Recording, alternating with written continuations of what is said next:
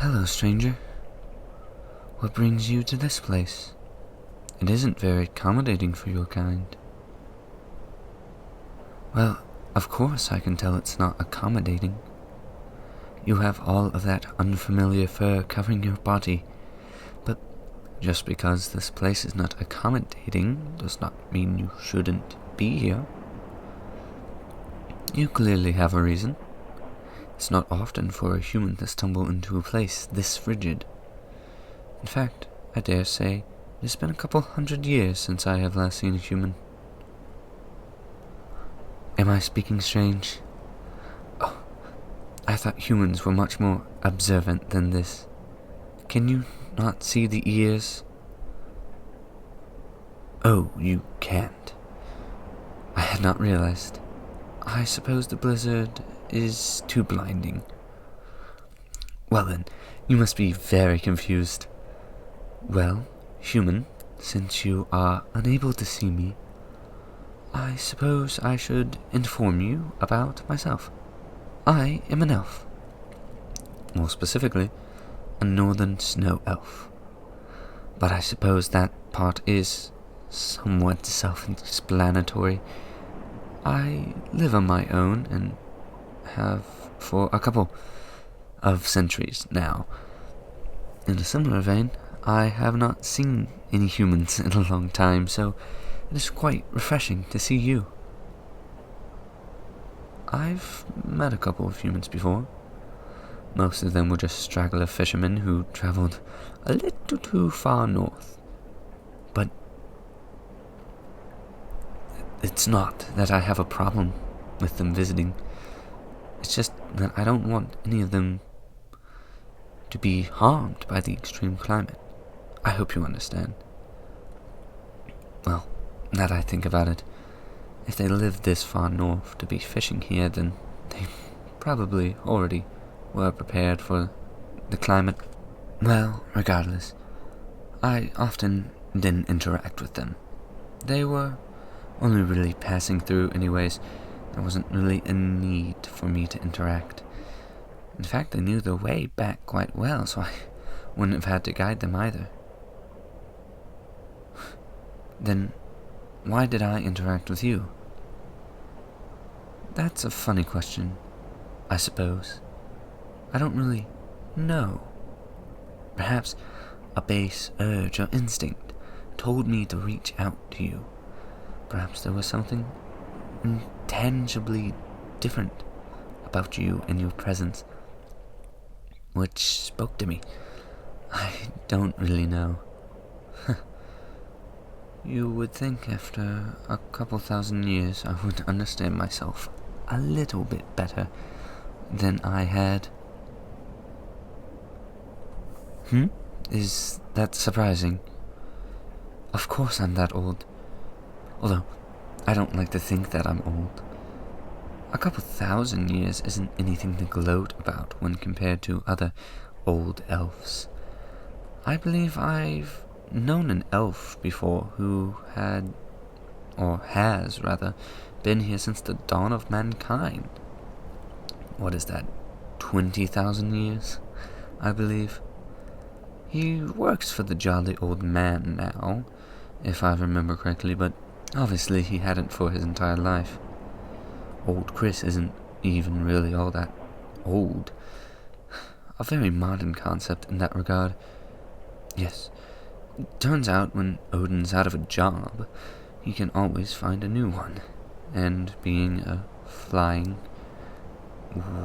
bearded man who delivers presents to the world apparently suits his fancy. Regardless, I don't think I'm all too old when compared to elves. And really, should we be judging ages? I might be very older than you in the pure numerical sense, but you might be very older than me in relation to your own species. It is very likely that you are the elder and I am the youth. Oh, I kid, but it is all very possible. In a relative sense, you really could be older. Of course, that is no matter as it stands. I suppose the matter is really your business here. Oh, how could I forget? That's what I wanted to know in the first place. And I don't believe I ever got an answer. But I suppose that's not really your fault. I brought the conversation away from its origins. So, to bring the conversation back to what it was meant to be, what does bring you here? Oh, an explorer. I suppose that makes sense. You certainly look prepared for exploring. But if your protective eye gear is not helping against the blizzard, I suppose you never really expected the weather to be quite as bad as it is.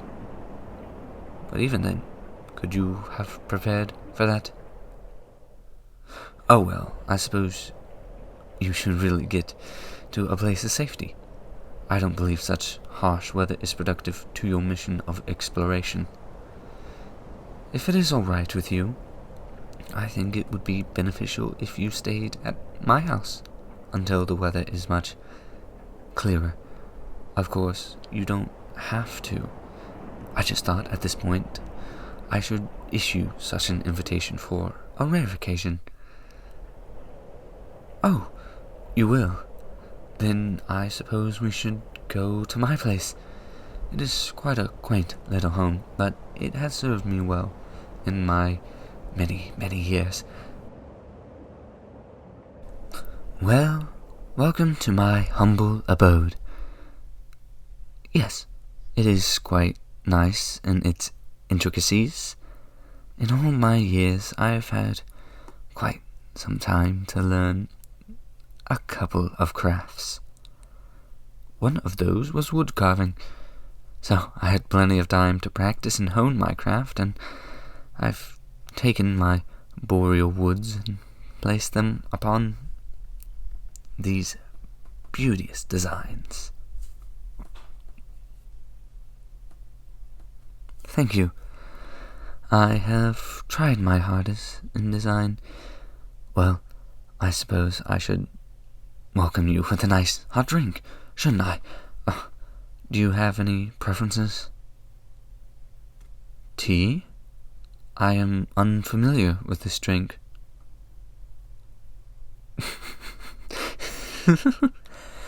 You should see the look on your face. Of course. Of course. I suppose you wouldn't have gotten that, but I should make it clear. Of course, I know what tea is. I thought I might just play a joke on you. Although I will say, when I first learned of tea, I knew it by a very different name. Something akin to chai, I believe. But yes, I can prepare you some tea. Oh, yes, funnily enough, I do have that type. It is very difficult to secure the many varieties of those drinkable leaves, yet I've managed, and I grow them here myself. I've quite the greenhouse in here, but I have to have a fairly functioning system of heat, light, and water regulation this far north in order to grow a sustainable amount of food for myself. I should note, with plenty to spare. Speaking of which, while the water heats up, I should prepare you some food, if it is alright with you. I don't really have any meats. Maybe the stray fish every once in a while, but I found that after constructing a fairly self-regulatory farm, it was far more efficient to spare the native wildlife and to consume my own self-producing plant life. I apologize if this diet doesn't fit your standards, but I can only do so much. Oh, that's fine with you? Then I shall prepare what I can. Well, here's your tea. I thought that a broth would be nice for food, so I prepared one. I've got some of my finest carrots, potatoes, beetroots, and other delectable vegetables. And, of course, bread. A fine addition to any meal. Many of these plants were very difficult for me to secure. Many years ago, of course. Especially those potatoes. Being from the southern part of the world, it's difficult to get them up north. But I managed to collect them throughout the years. You probably shouldn't ask why or how, but I've gotten them. Shouldn't matter, because it was a couple thousand years ago, so any unsavory means, well, legal jurisdiction no longer applies. Oh, I kid on that part. But go ahead, start your meal. You shouldn't have to worry about any of the jokes I make, even if they aren't so good. Oh, well, thank you. In my time, as I've said, I've learned to hone any craft which I might need. So, I've honed the craft of, in this case, stewing. Making stews and broths and soups. But, in general, I've honed the craft of baking and cooking. Well, with that, I suppose I should just leave you to the food. I ought to tend to my garden and then fix you a place to sleep. I believe I can find you your own room, but if that's not the case, I can eagerly